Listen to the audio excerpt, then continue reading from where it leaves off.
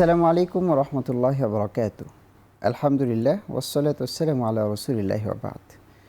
বিশ্বজাহানের প্রতিপালক আল্লাহ সুবহানাহু ওয়া তাআলার প্রশংসা আদায় করছি। দর্শক, বিশ্বজাহানের মুক্তির দূত মুহাম্মদুর রাসূলুল্লাহ সাল্লাল্লাহু আলাইহি ওয়াসাল্লামের উপর দরুদ ও সালাম। রমাদানের ইফতারের এই বরকতময় সময়টিতে এখন টেলিভিশনের পর্দায় আপনাদেরকে স্বাগত জানাচ্ছি। আমি ইসমাইল ইবনে মুজাম্মিল হক। ফার্ম ফ্রেশ নিবেদিত সংযমের অর্থনীতি আপনার কাঙ্ক্ষিত আয়োজন। আমাদের অনুষ্ঠানটির সহ পৃষ্ঠপোষকতায় রয়েছে ইজি ফ্যাশন লিমিটেড। দর্শক, ইফতার পূর্ব সংক্ষিপ্ত এই সময়টিতে আমরা আপনাদের উপহার দেওয়ার চেষ্টা করি ইসলামী সংযমে আমাদের অর্থনৈতিক নীতিমালাগুলো কেমন হবে এক একটি বিষয়ের আলোকে। জানিয়ে রাখছি, প্রতিটি পর্বে আমাদের স্টুডিওতে একজন দেশবরেণ্য ইসলামিক স্কলারকে আমন্ত্রণ জানিয়ে থাকি। আজকে আমাদের স্টুডিওতে মেহমান হিসেবে এসেছেন ঢাকার মিসবাহুল উলুম কামিল মাদ্রাসার সম্মানিত হেড মুহাদ্দিস, বিশিষ্ট মিডিয়া ব্যক্তিত্ব, লেখক, গবেষক ডক্টর মাহমুদুল হাসান। আসসালামু আলাইকুম রহমতুল্লাহ। ওয়ালাইকুম আসসালাম রহমতুল্লাহ। মুহতারাম শেখ, আপনাকে স্বাগত জানাচ্ছি আমাদের স্টুডিওতে। বারাকাল্লাহু ফিক। শেখ, আজকে আপনার মাধ্যমে আমাদের দর্শকদেরকে উপহার দেওয়ার চেষ্টা করব সংযমের এই মাস। আমরা দেখতে দেখতে একেবারেই রমাদানের দ্বিতীয় দশক শেষ পর্যায়ে। এই সংযমের শিক্ষা অনেক দিকে রয়েছে, পারিবারিক শিক্ষাটা কীরকম হতে পারে? জি, অনেক ধন্যবাদ আপনাকে। সংযমের আসলে পুরো মাসটাই তো আমাদের নিজেদেরকে নিয়ন্ত্রণ করবার এবং আল্লাহমুখী জীবনযাপন করবার সংযমের মাধ্যমে বা সিয়ামের মাধ্যমে। তো সেটির প্রথমত আসলে স্টেপ হলো ব্যক্তি তার জীবনে সেটাকে প্রয়োগ করবেন, অতবার ব্যক্তি যখন তার নিজেকে রেকটিফাই করবেন, অতবার সে তার পরিবারকে সে সন্তান সন্ততি যারা আছেন সবাইকে নিয়ে তিনি সংযমকে প্র্যাকটিস করবেন।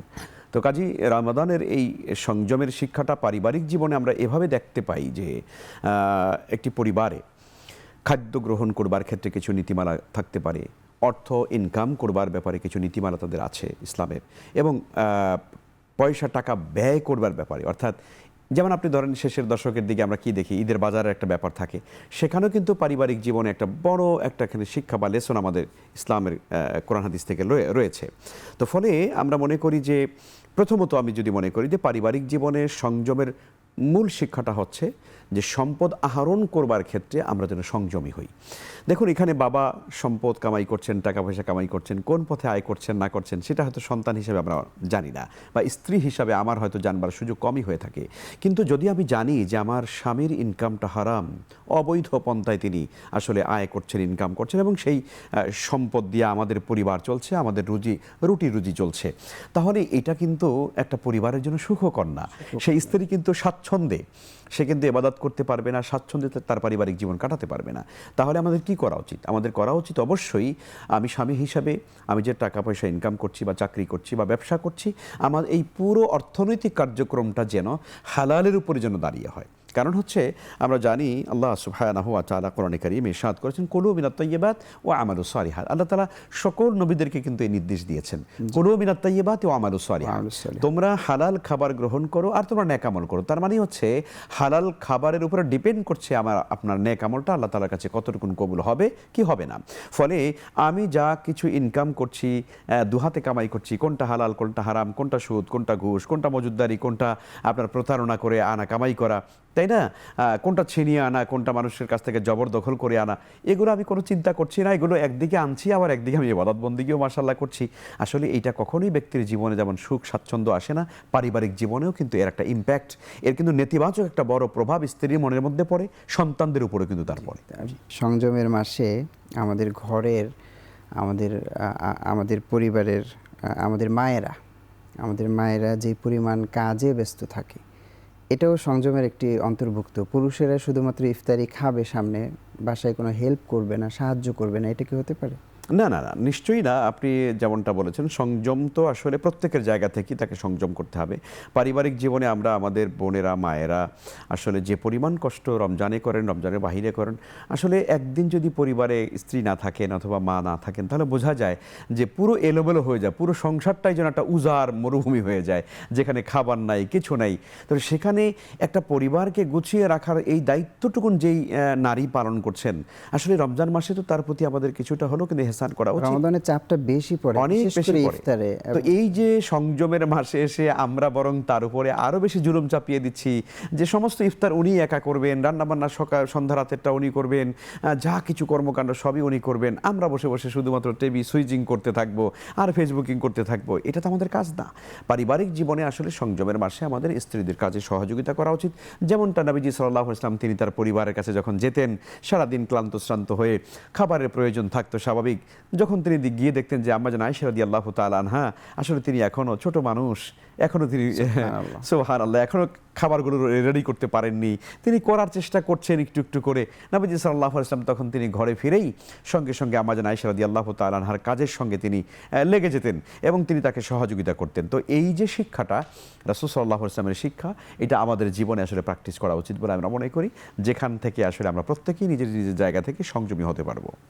অনেক শুকরিয়া মোহতারাম শাইখ। আমাদের ছোট্ট একটু বিরতির সময় হলো, বিরতি থেকে ফিরে ইনশাআল্লাহ আপনার কাছে আসবো। আরও চমৎকার কিছু পয়েন্ট রয়েছে আমাদের এই বিষয়ে। দর্শক দেখছেন ফার্মফ্রেশ নিবেদিত সংযমের অর্থনীতি সহ পৃষ্ঠপোষকতা রয়েছে ইজি ফ্যাশন। সময় হয়েছে ছোট্ট বিরতির, আমাদের সাথেই থাকুন, ফিরে আসছি ইনশাআল্লাহ।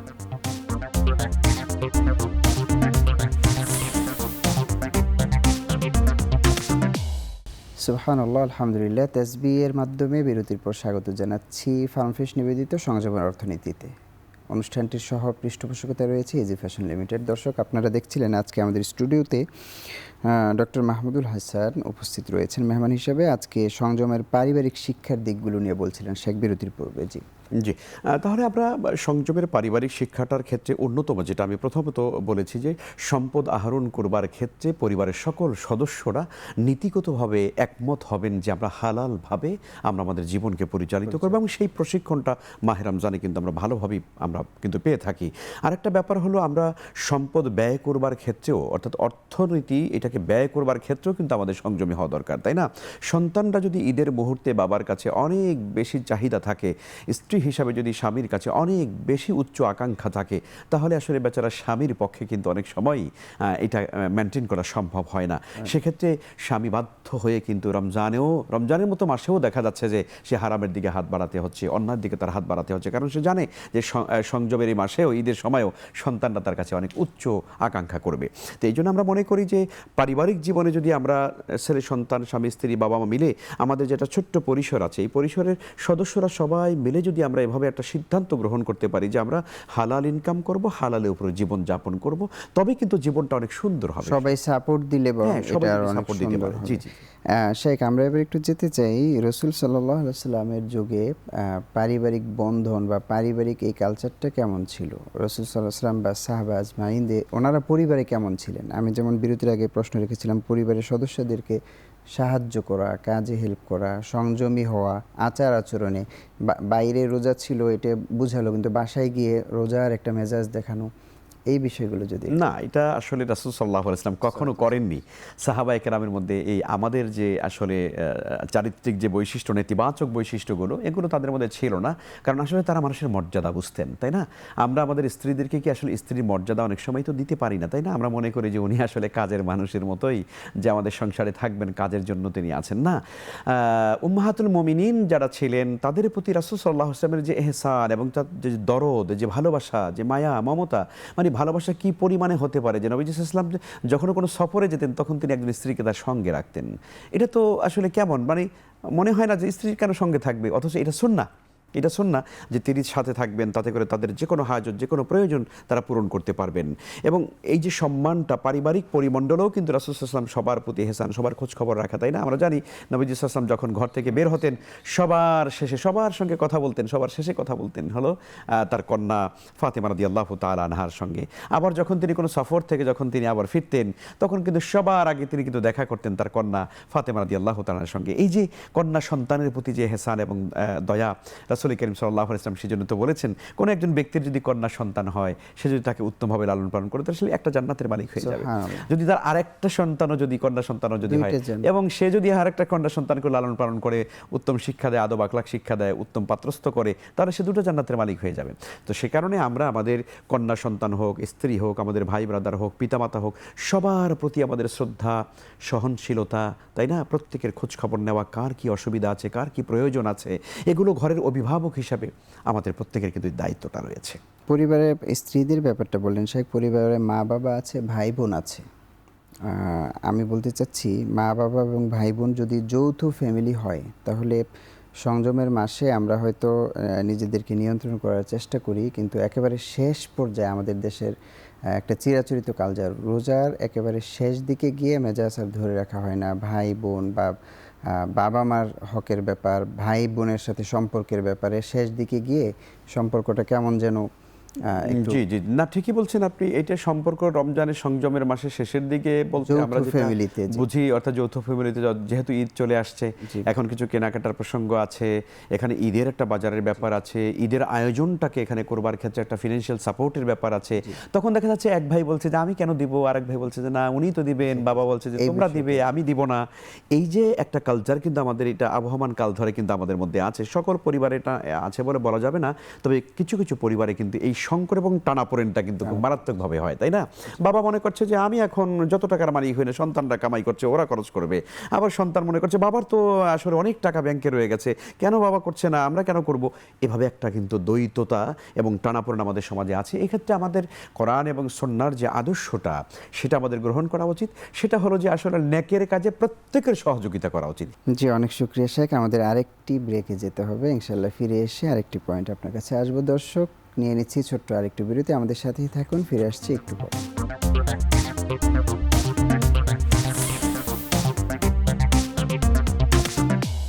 আল্লাহুম্মা সাল্লি ওয়া সাল্লিম ওয়া বারিক আলাইহি। বিরতির পর আরেকবার স্বাগত জানাচ্ছি মাহে রমাদানের এই পড়ন্ত বেলায় ফার্ম ফ্রেশ নিবেদিত সংযমের অর্থনীতি আয়োজনে। অনুষ্ঠানটির সহ পৃষ্ঠপোষকতায় রয়েছে ইজি ফ্যাশন লিমিটেড।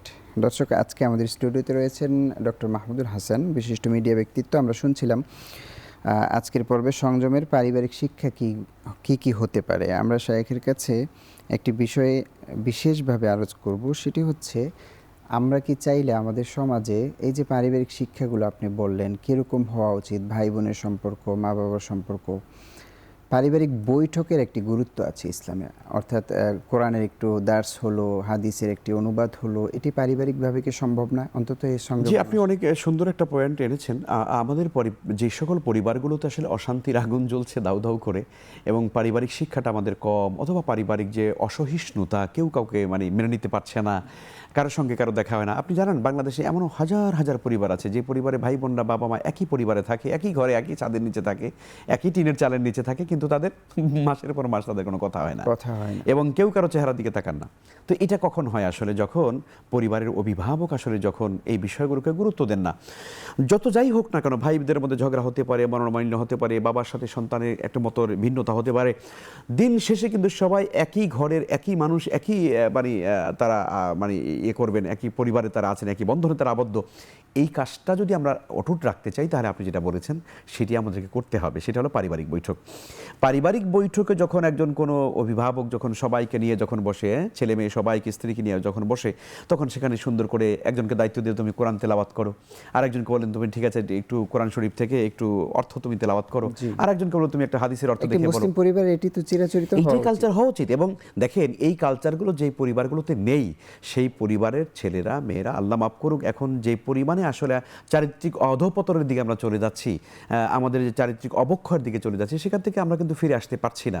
তো সেই জন্যই এই অবক্ষয় থেকে যদি আমরা আমাদের নিজেদেরকে বাঁচাতে চাই, আমাদের পরিবারের সদস্যদেরকে যদি আমরা বাঁচাতে চাই, তাহলে আসলে এই পারিবারিক বৈঠকটা অন্তত মাসে কমপক্ষে একটা বৈঠক আমাদের হওয়া উচিত।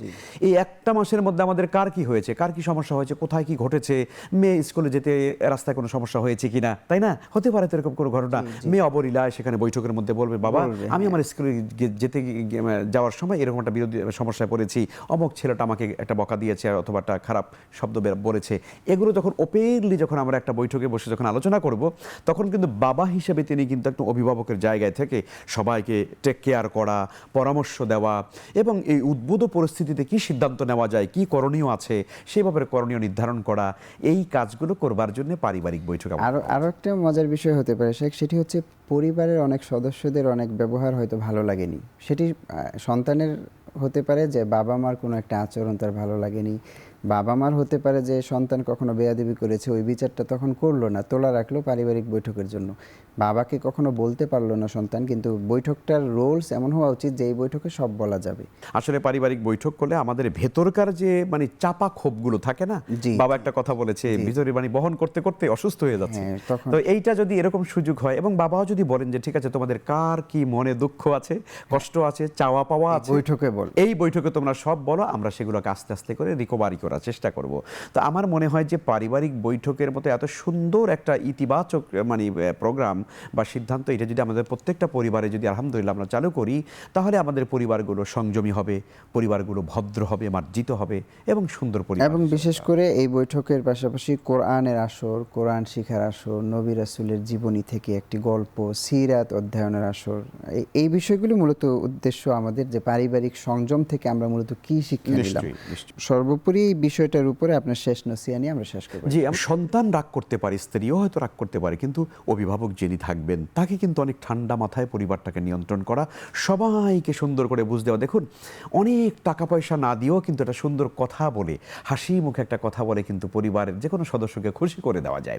আবার দেখবেন অনেক মানুষ আছে অনেক টাকা ব্যয় করে ঠিকই, কিন্তু তার উপরে সন্তুষ্ট না কেউ। কারণ কি, আসলে ওই যেটা হাসি মুখে কথা, একটা সুন্দর ভাষা দিয়ে কাউকে সন্তুষ্ট করা, এটা কিন্তু আমরা অনেকে পারি না। এই জন্য রাসূল কারীম সাল্লাল্লাহু আলাইহি ওয়াসাল্লামের একটি সুন্দর হাদিস, যে তাবাসসুমুকা ফি ওয়াজহি আখিকা লাকা সাদাকা, তুমি যদি তোমার ভাইয়ের সঙ্গে অথবা কোনো আপনজনের সঙ্গে তুমি একটু হাসি মুখে কথা বলো, তাহলে এটাও তোমার জন্য সাদাকার সওয়াব আল্লাহ তাআলা লিখে দেন। তো এই জন্য আমরা মনে করি পারিবারিক বৈঠকে আমরা নিজেরা বসে সমস্ত পরিবারের সদস্যদেরকে ইসলামের অনুশাসনগুলো মানবার ক্ষেত্রে আমরা যদি সেখানে যদি সিদ্ধান্ত গ্রহণ করে সবাই সবাইকে সহযোগিতা করি, হ্যাঁ, নামাজের সময় হয়ে গিয়েছে, একে অপরকে ডেকে মসজিদে নিয়ে গেলাম, তাই না? স্বামী তার স্ত্রীকে জাগিয়ে দিল, স্ত্রী তার স্বামীকে জাগিয়ে দিল। এই নেকের কাজে একে অপরকে সহযোগিতার মাধ্যমে আমাদের পরিবারগুলো একটা সুন্দর পরিবার হতে পারে। আমিন, আমিন। আল্লাহ তাআলা আমাদেরকে কবুল করুক। আপনার এই সুন্দর আলোচনা শুনে আশা করি আমাদের একটি পরিবারও যদি তাদের পরিবারে পারিবারিক বৈঠক করার প্র্যাকটিস শুরু করে এবং একটি পরিবারও যদি এখান থেকে ভালো কিছু পেয়ে আমল করে, এটি আমাদের জন্য অনেক বেশি নাজাতের উসিলা হতে পারে। আল্লাহ তাআলা কবুল করুন। মোহতারাম শাইখ, আজকে বিদায় নিচ্ছি। আপনাকে অনেক অনেক কৃতজ্ঞতা। দর্শক, আপনাদের থেকেও বিদায় নিয়ে নিচ্ছি। পারিবারিক শিক্ষায় সংযমের মাসেই আসলে রমাদান একটা ধর্মীয় গাম্ভীর্যতা বা ইসলামের প্রতি অনুরাগের কারণেই হোক, সারা বছরে 11টি মাস আমরা যেভাবেই কাটাই, রমজান আমরা ভালোভাবে কাটানোর চেষ্টা করি। আসুন এই রমজান আমাদের জীবনে যেন অনন্য একটি শিক্ষা হয়, একটি অর্জন হয়। আমরা এই আয়োজনগুলো তখনই সার্থক হবে যখন প্রত্যেকটি বিষয় থেকে আপনি আপনার জীবনটাকে নতুন করে সাজাবেন। আল্লাহ তাআলা তৌফিক দান করুন। আগামী দিন দেখা হবে ইনশাআল্লাহ। আসসালামু আলাইকুম ওয়া রাহমাতুল্লাহি ওয়া বারাকাতুহু।